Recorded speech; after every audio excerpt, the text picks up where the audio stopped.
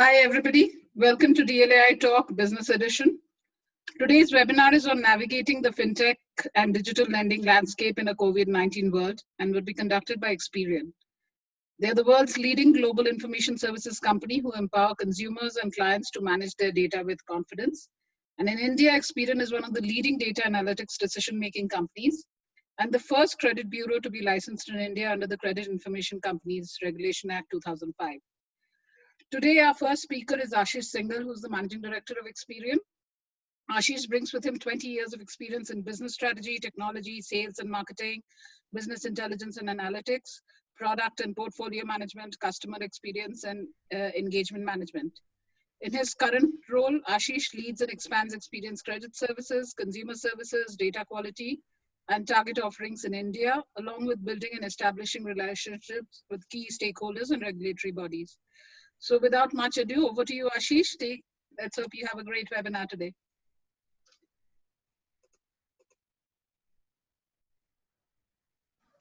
Ashish, you're on mute. Ashish, you're on mute. Okay, thanks, Priya.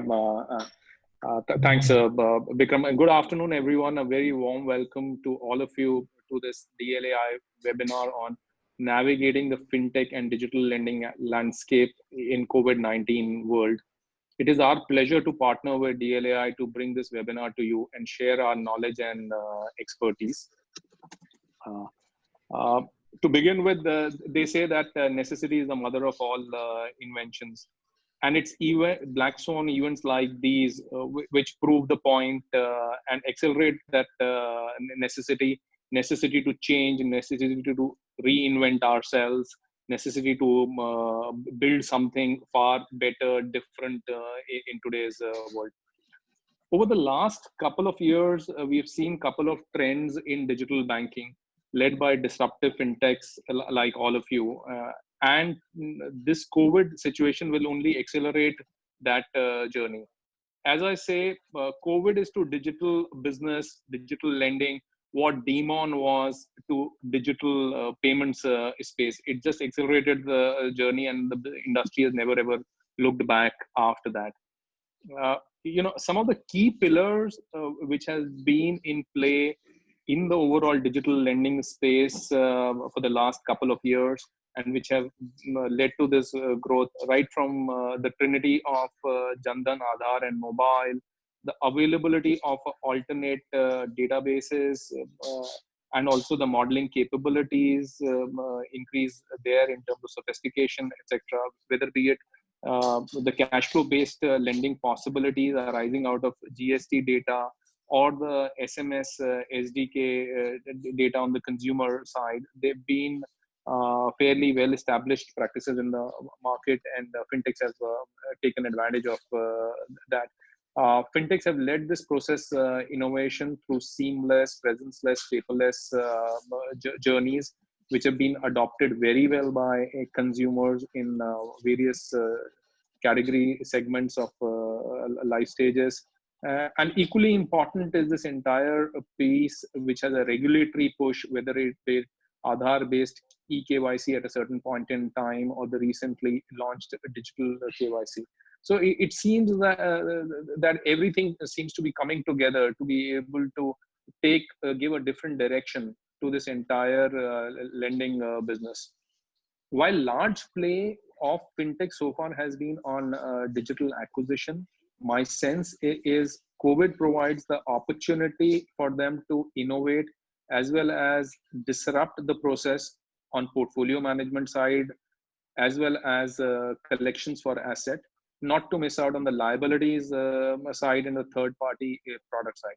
As we go through this webinar, we'll talk more about it in detail along with our co-speaker Manish from Kotak. But at this point in time, I'll invite Ashish Badaya, who heads analytics for Experian India, to take us through the key industry insights which are emanating from Experian data and analytics team. So over to you, Ashish.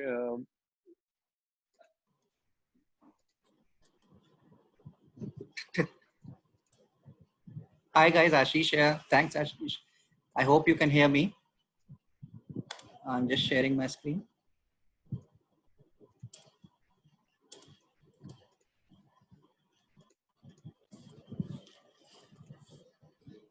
Hi guys, as Ashish said, we'll discuss some early trends, what we are observing from COVID, post-COVID, how will it look like, and also we will, I like to talk about need for digitization, especially what fintechs, especially what fintechs needs to do to adapt to the the changes which we are seeing right now, and what are the changes which will happen post it. So as we all know, COVID has a huge global impact. Most of the economies are still under the lockdown, and uh, each of the governments have responded in a very unprecedented ways. And so, what is also, what this is also impacting is the economy is actually depreciating in terms of GDP growth has actually it's likely to degrow for India.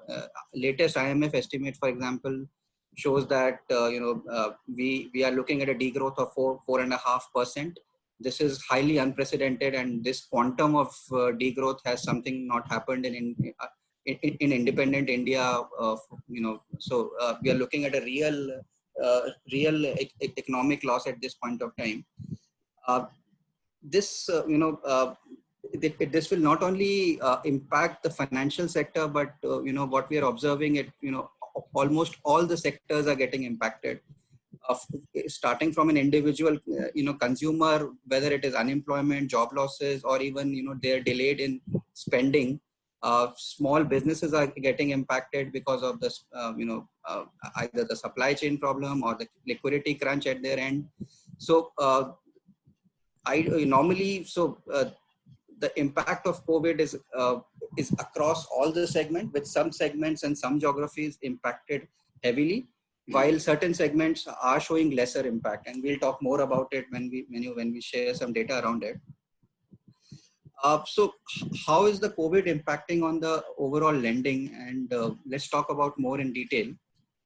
So if we were to look at the unsecured portfolio, what we see is that almost 56% of the unsecured book, which is the entire lending on personal loan, credit card, and so on, is actually sitting in the red zone area. Now, while this doesn't necessarily mean that all of the customers coming out would be would actually default, but it definitely means that the serviceability, the collection, as well as their repayment ability would heavily be impacted. And hence there is a need, there is a certain mitigation action which each lender has to take through. Similarly, for a secured portfolio, 63% of the entire loan amount is sitting in the red zone, especially in large cities of Maharashtra, in Maharashtra and Delhi and Tamil Nadu. Let's talk about SME. So as I was describing earlier, almost all sectors are getting impacted because of COVID.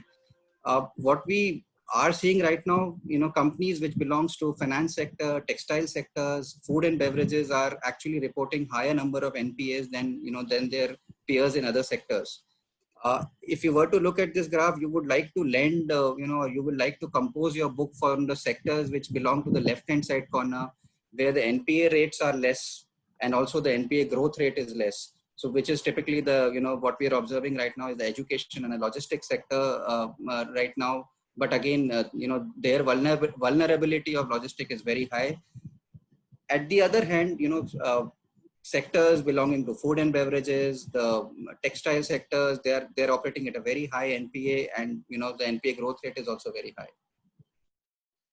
How is it impacting the new sourcing? So as we saw in the portfolio graphs, even in the new sourcing, most of the sourcing pre-COVID era used to come from these red zones. Almost 54% of the amount which used to be sourced from an unsecured lending, and 61% of the amount which used to be sourced on secured lending of auto loan, home loan, and LAP is actually coming from the red zone. What does this mean? So this would mean that again the credit uptake from this region has reduced, and you all would have observed that the demand has reduced, and even supply has been restricted, with a lot of mitigations being applied right now. Are we seeing any new trends right now? So yes, we are. if you were to compare the months of April and May, we consistently saw a decrease in the inquiries.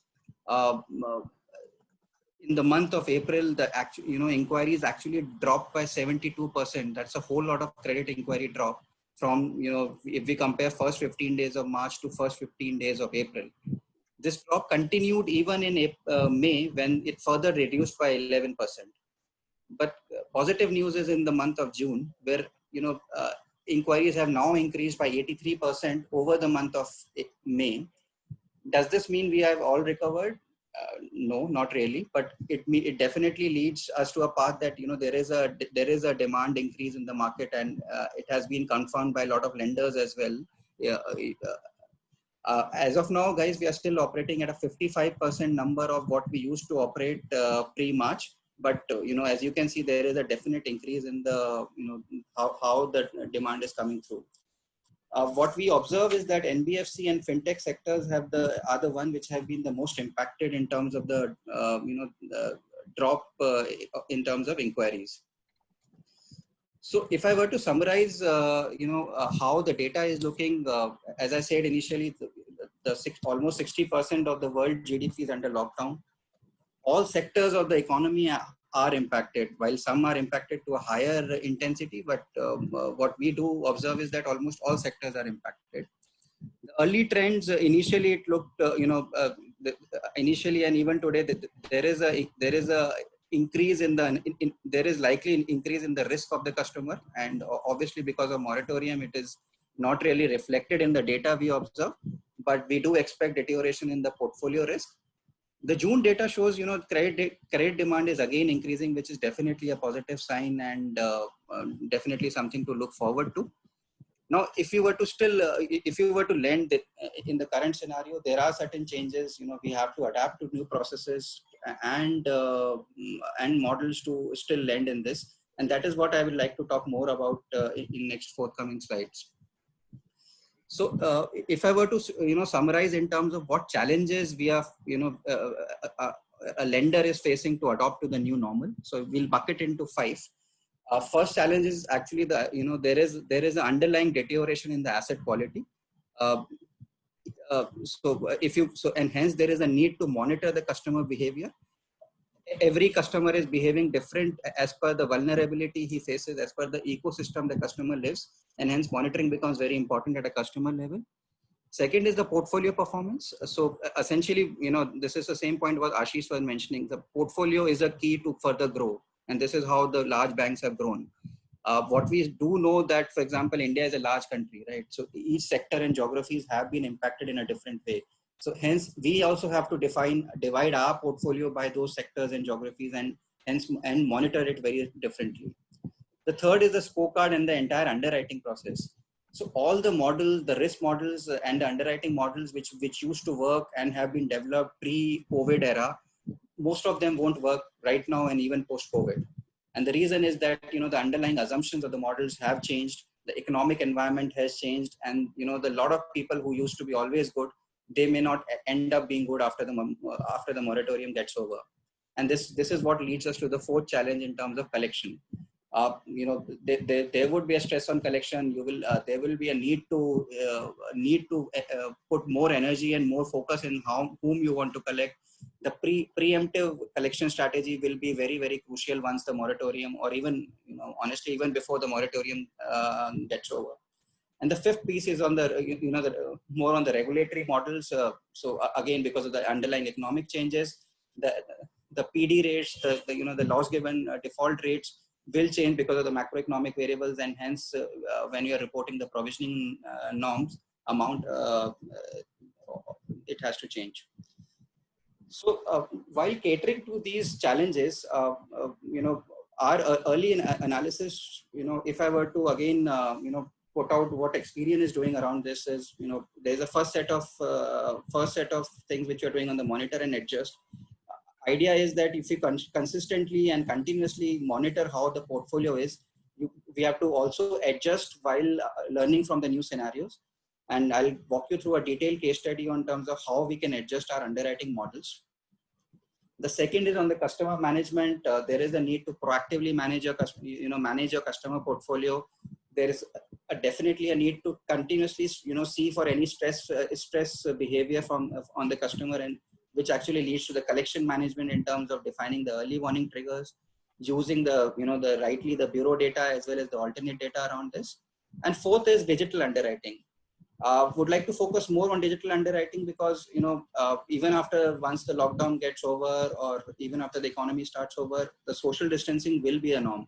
And hence it is very, very important that we continuously digitize ourselves, and, eventually we should reach at a stage that everything, all processes are digitized. I know most of the fintechs, some of the fintechs already have that. But it is utmost important that not only the underwriting but also post underwriting customer management can that be digitized as well.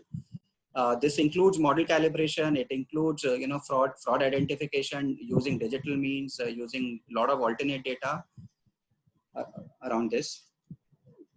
So what I'll do, guys, is I'll walk you through a case study in which how we adapted our underwriting models using the new economic data which has come in terms of and then defining what should be my new underwriting strategy. So if I were to look back in terms of what happened in 2008 and 9, that was a shock. That was still an economic shock for us, that point of time, where GDP growth rates decreased. There was a bit of unemployment which arose in few sectors, and definitely there was an increase in inflation. If we were to just mimic that scenario and apply the quantum of deterioration which happened in that time, and do a sensitivity analysis of those economic parameters with the home loans default rate, what we do see is that if I were to just apply that deterioration on today's rate, we are sitting at a stress factor of 175%, as you can see in these two charts. From baseline PD, which is at 2.1% for home loans, you are looking at a baseline increased PD of 3.7, which is a huge impact for all lending organizations. Sorry. So how do we take care of this? So does it mean that we can't underwrite, and does it mean the entire portfolio will become bad? Definitely not. So can we create a different way in which we approve loans, and can we reduce our approval rate in a very smart manner, so that we continue to approve, but also not ensure that the risk doesn't increase on the portfolio. So here is the small simulation in terms of what we did for a particular bank. Approval rate used to be 70% on home loan. If I were to just apply the deterioration which we observed in 2008, the approval rate can go down to 60%. And if I were to apply today's scenario, and we are looking at a 50% approval rate. But having said that, this is something, this is how we can adjust our models and still continue to underwrite the customers. Before I pass it back to Ashish, I'd just like to summarize in terms of the key takeaways. What we saw that there is a while the lockdown continues, there is a recent uptake in the credit demand in the market. What we also need to do is to digitize all processes to cater to demand, and not only the underwriting but also post underwriting processes. Thirdly, there has to be changes in the way we underwrite and actually assess the customer. So this can be either changes in the policy, changes in your scorecards or underwriting models, and that will become very pertinent to ensure that you're not going ahead of you're not going ahead of what you predict in terms of risk. And fourthly, there is a need to closely monitor the portfolio for likely stress, especially after post moratorium, by using right set of models.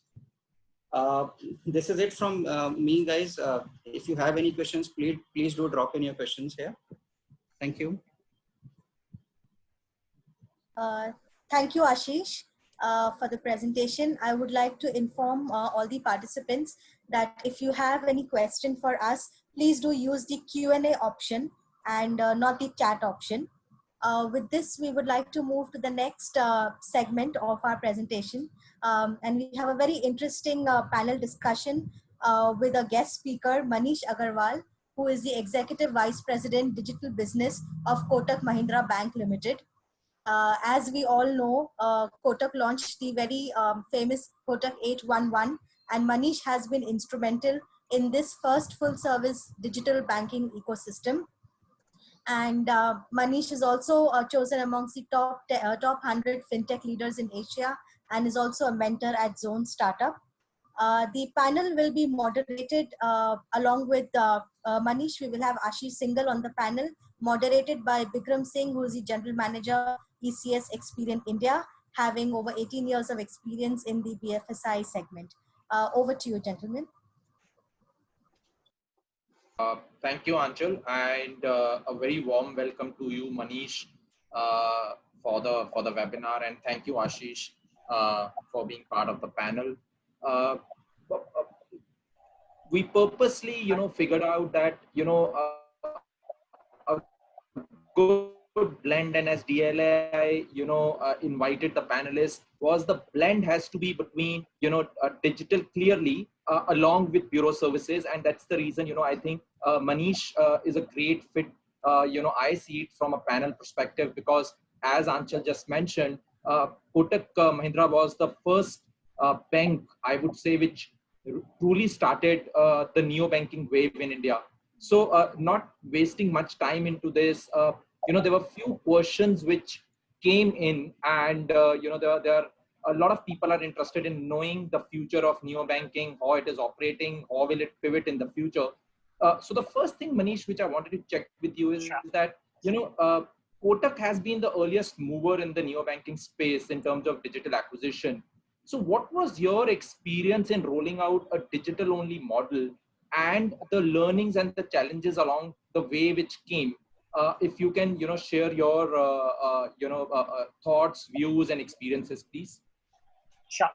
Thanks, Vikram, and good afternoon. Yeah, as you said, Kotak was the first one to launch it. Actually, our journey on digital started way back in 2012 and 13. That was a time when we started sourcing liability. If people will remember, that was a time people used to use digital to source asset side of business, which was primarily credit card, personal loan, home loan, and car loan. Kotak saw an opportunity, and we started building our skill set in sourcing liability, which is saving account, through the digital channel. We experimented a lot. We started checking on to why the conversions are so low. We had those set of learning. Basis those learning, we launched a product called Jiffy. Jiffy was the world's first social banking account. It was an account which connected your banking account with Facebook. It gave you for the first time Twitter banking. You can do a lot of activities and get information on Twitter. And that product was being treated as the product disruptor, even in sessions like Europe, EFMA, and other. Not many people are not aware of it. Kotak also launched a video-based account opening in 2016, but we had to pull it down very soon. But what it helped us, all our experimentation of sourcing liability, new product, experimenting with video, gave us a lot of learning. And all this learning came very handy when demonetization happened in 2016, and we very quickly put it up and launched 811. 811 was launched on 29th of March 2017, and when Uday launched it to the press, Uday said that in all our years of Kotak Group, we have acquired 8 million customers, and with 811, we will ensure that we will double our customer base in 18 months. And we went to market and ensure that, yeah, we have doubled our customer base in 18 months. So that has been our journey on 811. If you look at the experience perspective, a consumer gets a full service account within 5 minutes. Right, he completes his data points. He's enabled on mobile. He gets a virtual debit card, so he gets free to use mobile banking and use debit card in online spend. So that was a great experience from a consumer perspective, as well as from people like us, because this was the first time that you could get a sense of e-com. Right, for a digital marketer, if I can attract a customer, give him a best experience to get him onboarded, and he can start my services or consume. That is the kind of e-com which wasn't there in the banking. This was the first time we could launch those experiences. If you look at the target segment, Bikram, as expected, the target segment was bit younger, probably below 40. We would be covering around 85-90% of the customer base. This segment was much more tech savvy, so he was absolutely okay to get digital onboarding. He was every time on digital channel, be it net banking or mobile banking. And one more factor which was very different is this guy was ready to pay for services which he is consuming. He was not ready to be charged for a bundle of services out of which he might not use it, right? So we made this product as do it yourself. So where in case you need checkbook, you can avail of it. In case you need a physical debit card, you can avail. And that this customer was very ready to pick it up. So overall, that all has been our experience of 811, Bikram. Thank you, Manish. That was quite an interesting thing that, customers are ready to pay for a savings account in the country.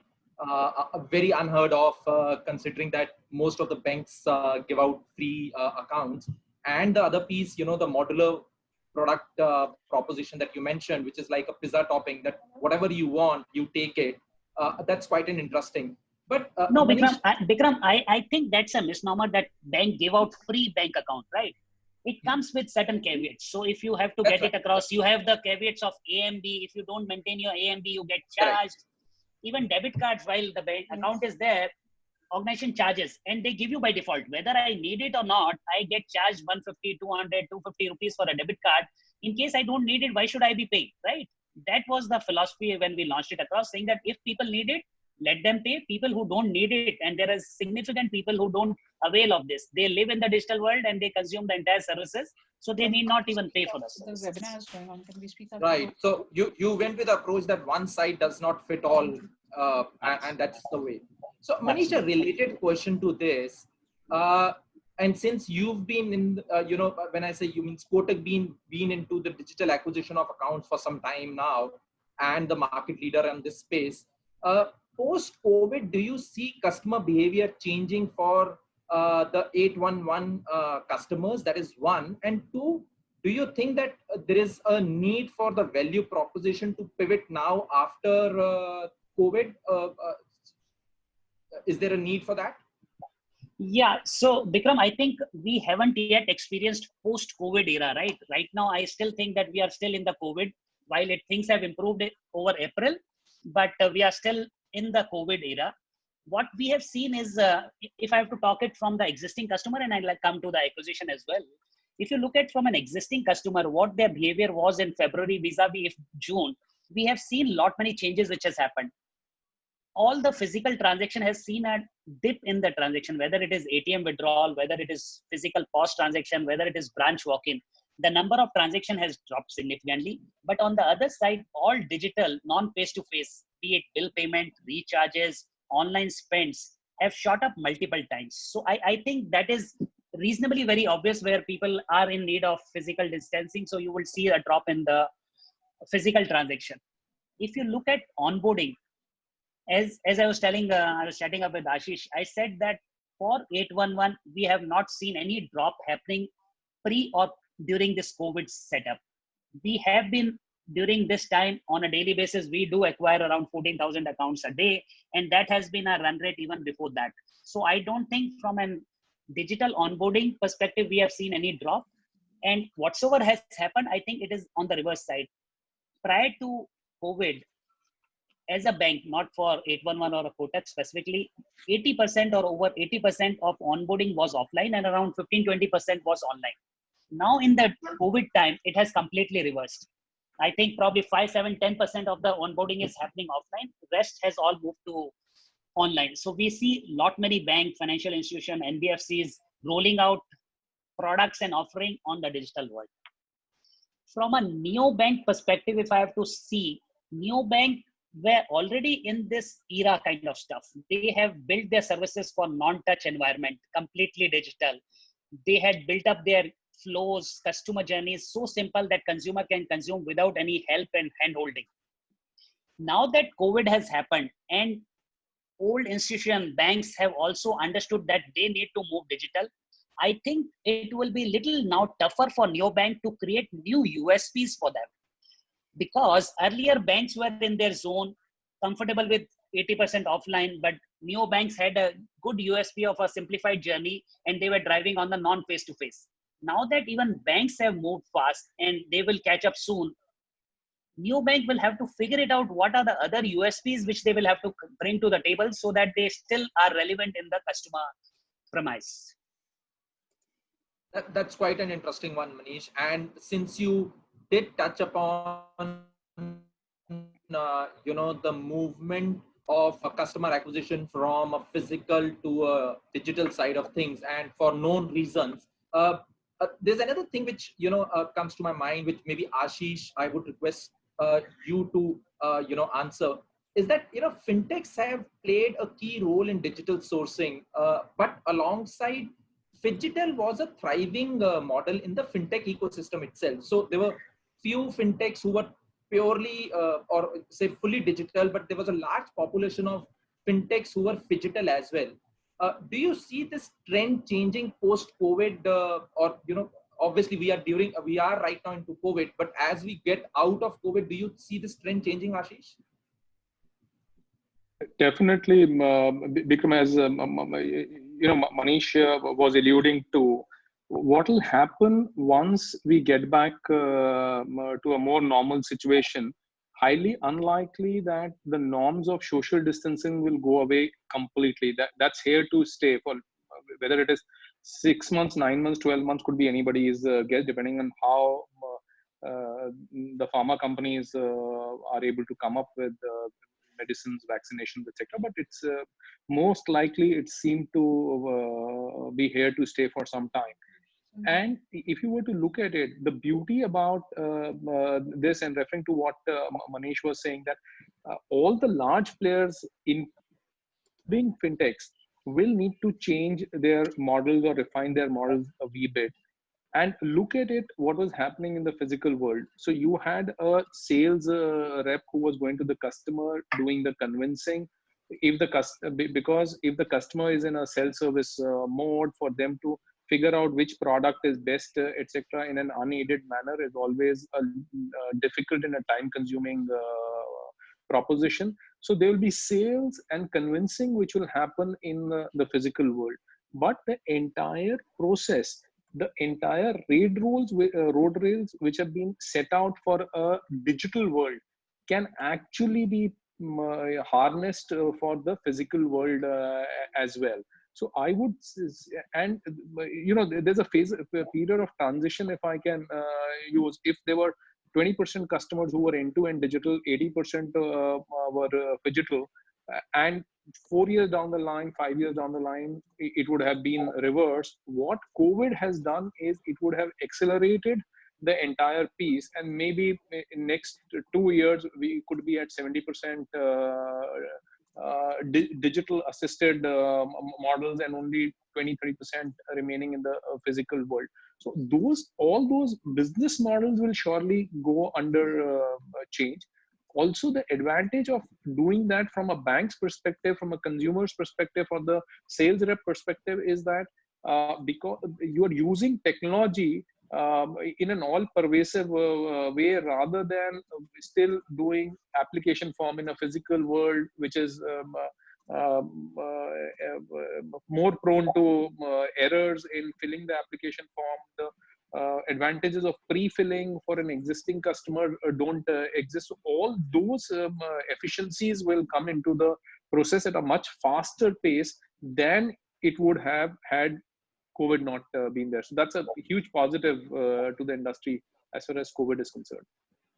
But Ashish, do you see fintechs playing an active role in portfolio management more than only acquisition? Is there a play that they have? And if that is the case, how do you see that happening in that scenario?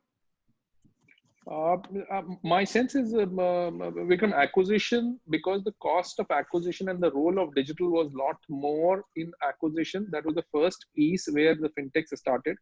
But there's a whole lot of, as more and more digital data gets generated, when we are doing a lot of work in portfolio management, assisting our clients on how to manage their portfolio, not only from a cross-sell, upsell, or collection management perspective, but also in terms of line increase, line decrease phenomena, in terms of spend increase, spend decrease aspects on the asset side, plus right product fitment on the liabilities side based on the income profile of the customer, amalgamating some of the social data which we have to be able to do more digital marketing and do far more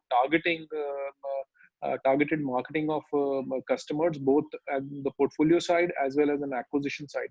And my sense is, if you were the closest proxy, if you were to look at it, is e-com. What e-com does is not only do they acquire customer, they are able to manage the customer through the life cycle of the customer as their need keeps varying through different products. And not only can you order product, you get to trace products, they build processes which are seamless and quite a wow, even in terms of replacement, somebody coming to pick it up, delivery, refund going into a specific Apple Pay account, so on and so forth. So the entire 9 yards they have managed very well in the digital space, and the same kind of opportunity exists.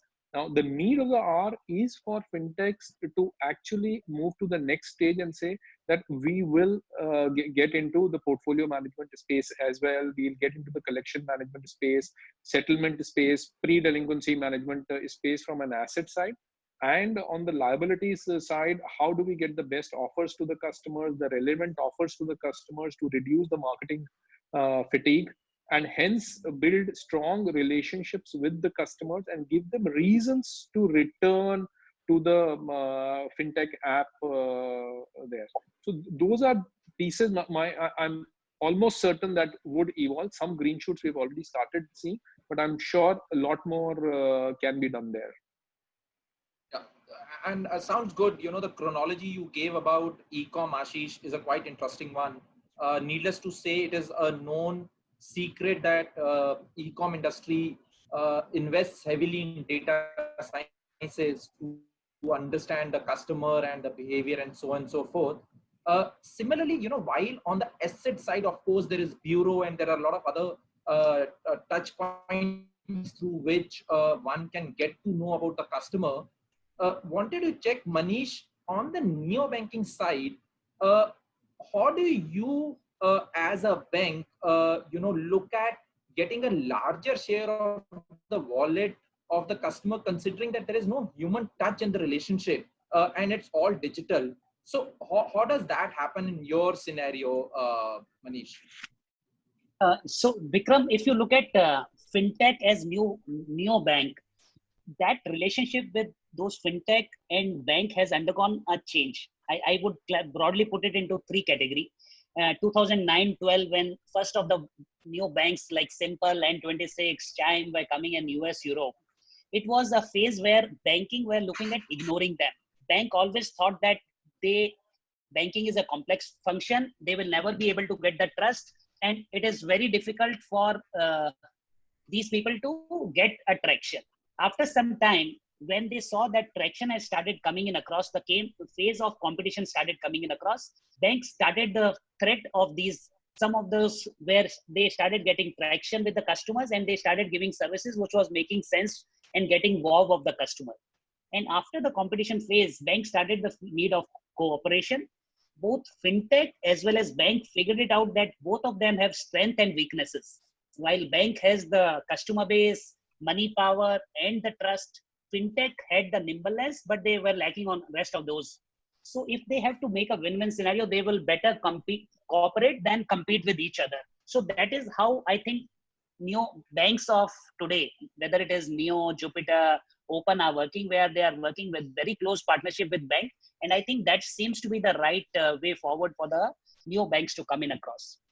If I have to look at how do neo banks get a higher share of the digital wallet. So again, here I would like to classify neobank into one neobank, which probably kind of 811, which is an offspring of a bank, which comes with a trust brand, and some which are neobank, which are standalone, driven by fintech.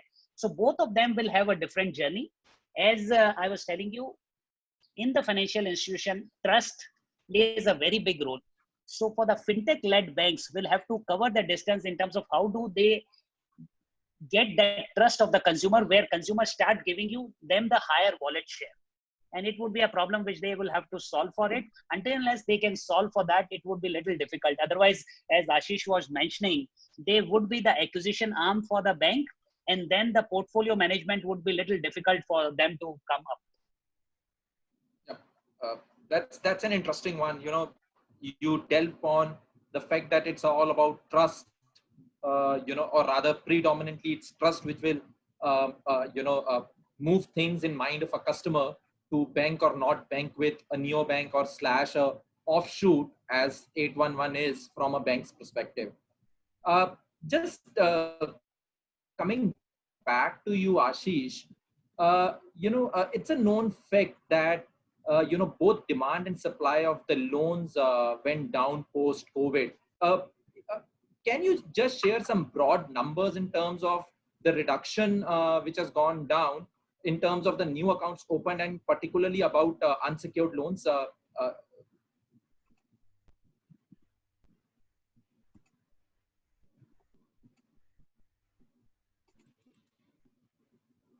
Ashish, you're on mute.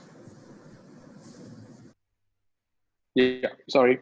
Thanks, Anshul. So let's look at it into two parts. One is currently what we are seeing in the market because of the fact that mobility is still restricted. A lot of places are in lockdown state, etc., partial lockdown, opening up 1.0, etc., and which is what Ashish Badaya shared with us, that while we saw a drastic reduction in April over March, there was a subdued reduction over in May over April.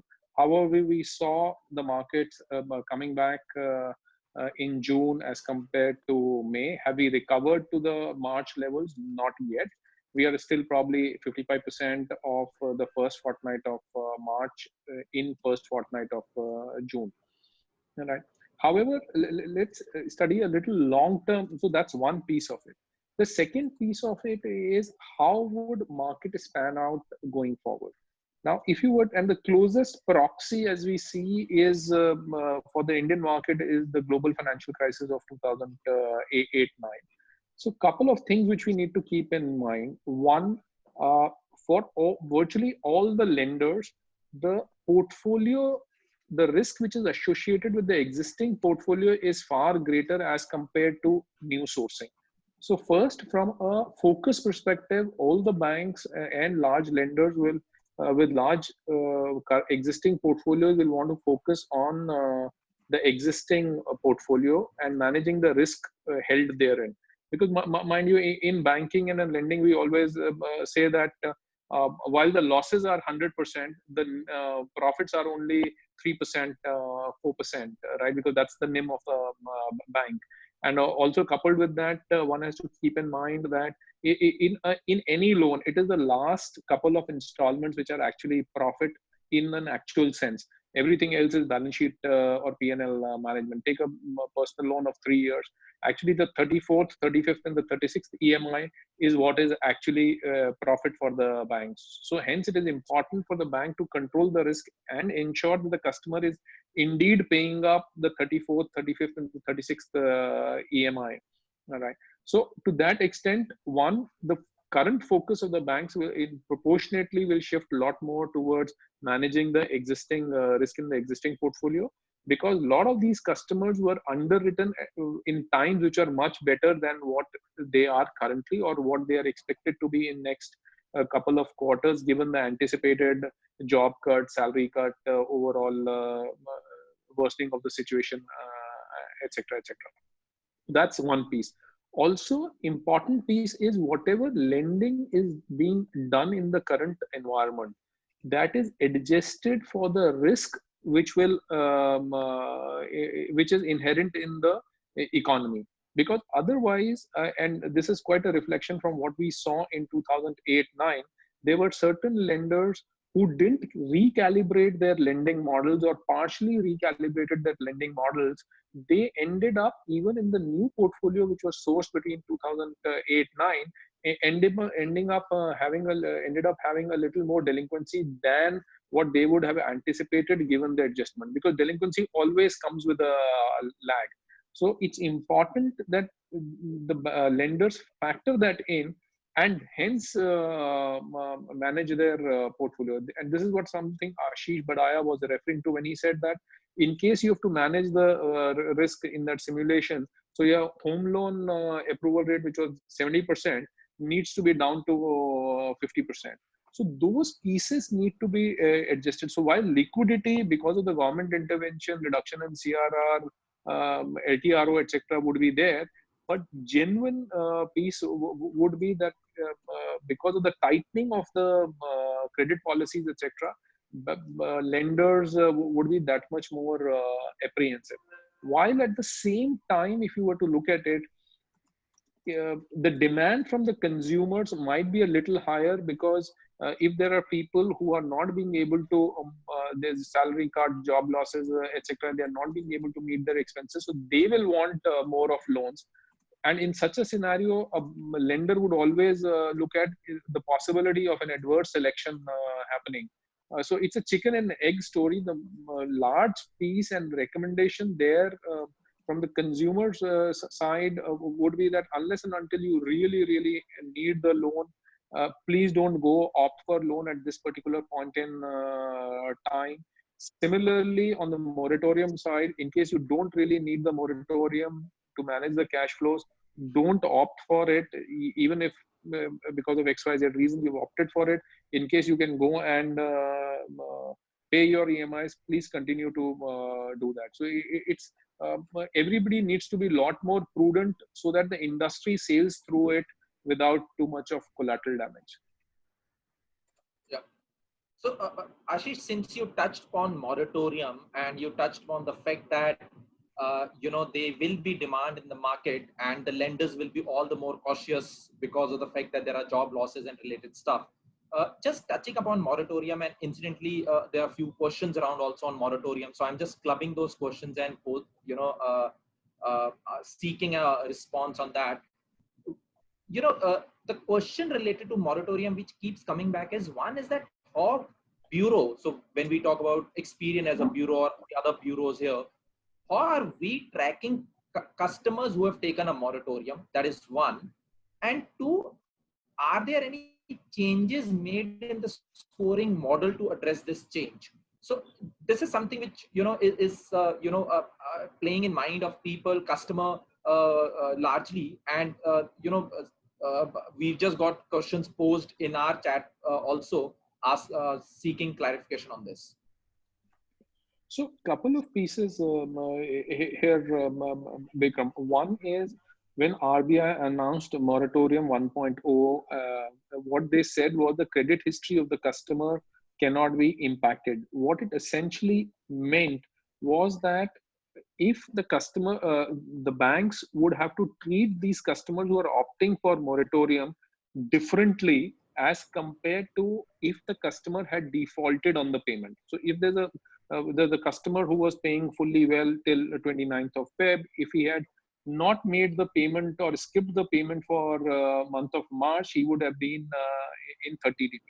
But if that customer has opted for a moratorium, he will continue to be in the same bucket as what he was on 29th of May, which means he will continue to be shown as current.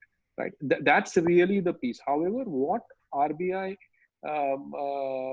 clarified that the bank will continue to charge interest on the principal, which means because you're not servicing an EMI, and a part of the EMI always goes toward servicing of interest, which means on the loan outstanding you are not servicing interest. Hence, for the period of the moratorium, which is 6 months, you will continue to have the interest being charged on the principal which was outstanding, let's say as on 29th of Feb, which means that the overall outgo from a consumer perspective would increase. Now, whether that will get adjusted in the balance tenor from a raise in EMI, or it could have, it can be addressed as a part of increase in the tenor of the loan. Effectively, the liability of a customer or the borrowing of the customer would have gone up. And to that extent, if the borrowing of the customer has gone up, the treatment on score and others would be equivalent to as if the customer had taken a higher loan amount. So that's the fundamental piece of it. Now, as far as the bureau piece is concerned, so lenders have not started flagging off specific customers as moratorium customers to us as bureaus, and we only massage the data which the banks submit, put it in a RBI approved format, and then share it back with the lenders. To that extent, there is no additional information which we will be able to share in terms of moratorium flag or something like that. However, given the detailed nature of the credit information report which we share with the lenders, lenders would know whether a particular customer has opted for a moratorium vis-a-vis a customer who has defaulted, when they look at the repayment history of the customer in the Experian credit information report. Because for a customer who has opted for moratorium, let's say he's opted for moratorium of 3 months, the repayment would be nil. The principal outstanding for a term loan will continue to be the same, and the delinquencies would not have shifted. While if the same customer has defaulted on the EMI payment, the DPDs would have shifted. So there is a way for the lenders to know from the current Experian CIR as to whether the customer has availed of a moratorium or not, based on the data submitted by the bank, and that they may want to consider while underwriting new customers. In terms of the actual impact on the score, for if we wanted to differentiate between moratorium customers and non-moratorium customers, my sense is the issue is much larger, because some of the core consumer behaviors will undergo change because of this scenario. Hence, one will need to recalibrate or reassess if a recalibration is required of our scoring models. But those, my sense is, will happen more towards Q3, post the data starts coming in, and post we get the cash flows, etc. after the moratorium has ended. So till then, I don't foresee any scoring being revisited. But there is need for lenders to bake that in for some amount of caution in their lending practices. Thank you for that, Ashish. There are a few questions which Ashish have come related to MSME, and we've spoken a lot about the consumer side of things. While there's a lot of emphasis which the government is pushing behind MSME, and incidentally the questions are also coming in on that. So I'm just posing a question on MSME, which is a accumulation of a few that I've gathered. Is that MSMEs have been mired with issues of excessive documentations, and they don't maintain records of financial data such as tax filing, P&L, and all that stuff, or it's way lesser than a normal large or a medium-sized organization would have. So how do you see the role of alternate data helping in digital lending, and the fact that how do you see this entire ecosystem now changing with government push behind it, and alternate data playing an important role in the entire piece? So you're actually posing this question to a little biased guy towards data and digital. So while I answer, just keep that in mind for our participants of this webinar. The piece is, if you were to look at Indian landscape, there are various numbers which keep floating around in terms of the total MSMEs in India, etc. Because there is no single universal point of registration which tells you that these many MSMEs exist. For example, we have close to about 40 million entities on our commercial bureau, while if you were to look at GST data, about 1 crore SME, people or around that number have registered there. But there's a large set of MSMEs who have not even registered on GST. And obviously, because of the way that overall financial discipline in terms of documentation, etc., is far lesser in that segment as compared to a little bit more evolved segment, it becomes difficult to credit assess these customers, and that is one of the reasons why banks or lenders have always shied away facility or the intent to repay. And my sense is the import, if that entire segment has to be brought in to the formal credit fold, alternate data will play an extremely important role. And to my mind, the best alternate data source is GST data. And while few banks have started taking some strides, but a lot more needs to be done on cash flow based lending, and doing invoice discounting in a digital world using GST data would be a big play.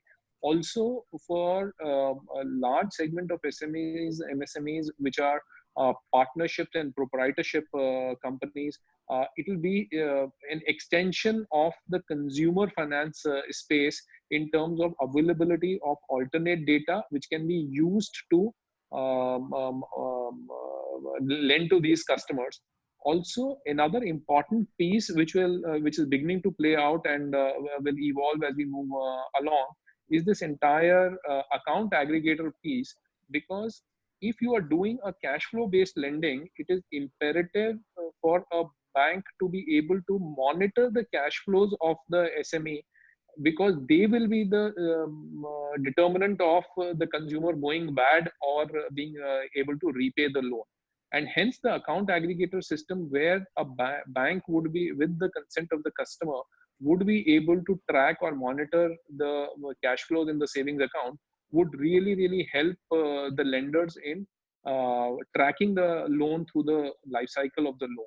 And that's where I see digital lending really coming into play and making it big for the SMEs. Hi. Thank you, Ashish. Since we've run out of time, while there are a few more questions there, as much as I would have loved to pose it to you and Manish, but since we've run out of time, so we would want to close the session now. But before we close, any parting thoughts from you, Manish, if there is anything that you wish to share as a parting thought?